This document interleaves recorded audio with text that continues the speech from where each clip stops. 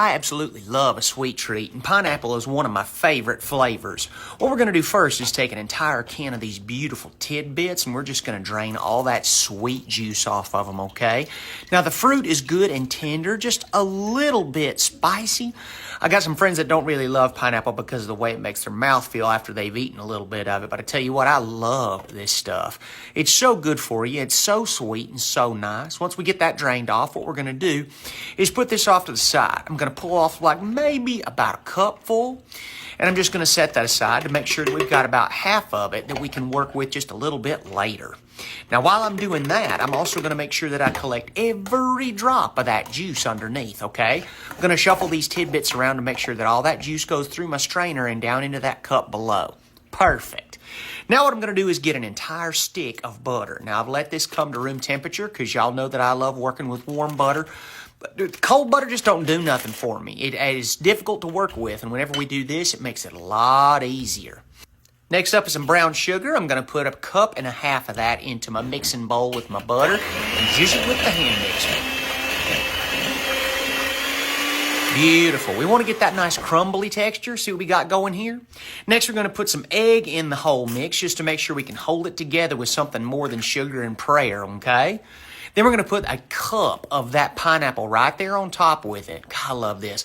Please make sure you get every drop of that fruit down into the bowl, okay? We don't want to lose any of it.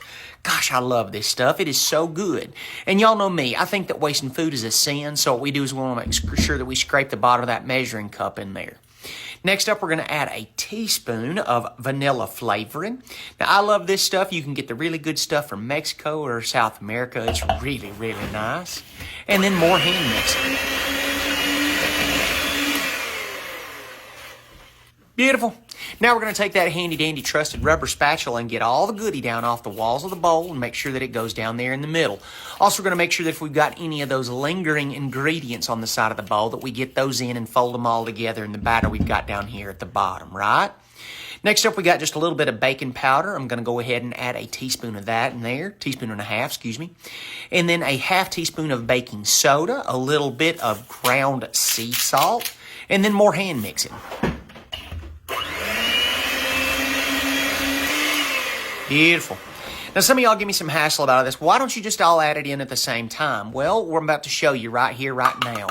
Add a cup of all-purpose flour in here and blend carefully. See, if you try to put all your ingredients in at once, it just doesn't mix as well. So we do it gradually to make sure that it goes in the way it's supposed to instead of getting all gummed up in the beaters.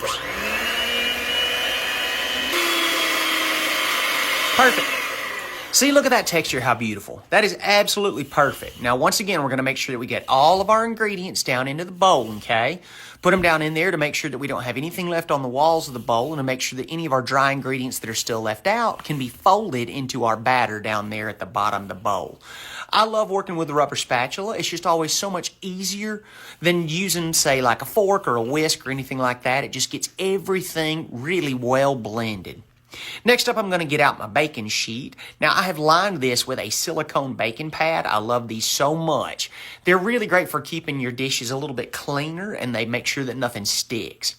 I'm going to take out my scooper, and I'm just going to go ahead and make large scoops of these to make sure that we got our cookie dough down here and ready.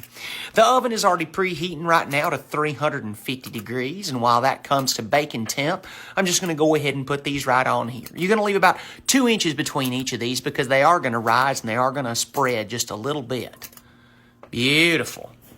Now then, while I put those in the oven, I'm going to be making our icing. What we're going to do is start with just a little bit of confectioner's sugar here.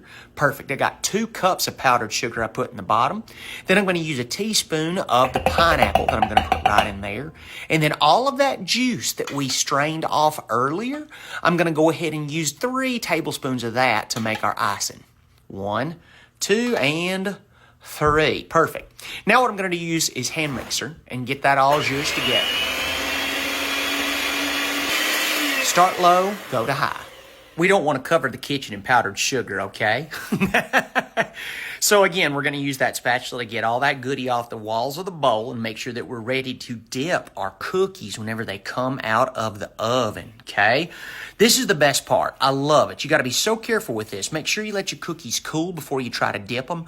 Otherwise, this icing is just going to soak into the cookie. It's going to make it soggy instead of actually making it icing.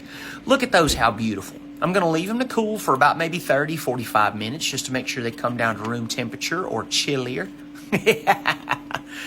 But these have more of a cake texture to them. They rose up real nice and fluffy, and I love them. Now what we're going to do is take those cookies individually and just give them a nice little layer of icing right there on the top. Look at that, how thick and beautiful. Oh my goodness. And hey, there ain't no such thing as too much icing, okay? Especially whenever you make it like this. So all you got to do is dip each one of those. Make sure you got just as much or as little icing on it as you want. Whenever you get to the end, if you want to go ahead and scrape what's left at the bottom of the bowl over what's there, that bacon rack will let all that extra drizzle to the bottom. Look at that, how gorgeous. Ooh, yes, please.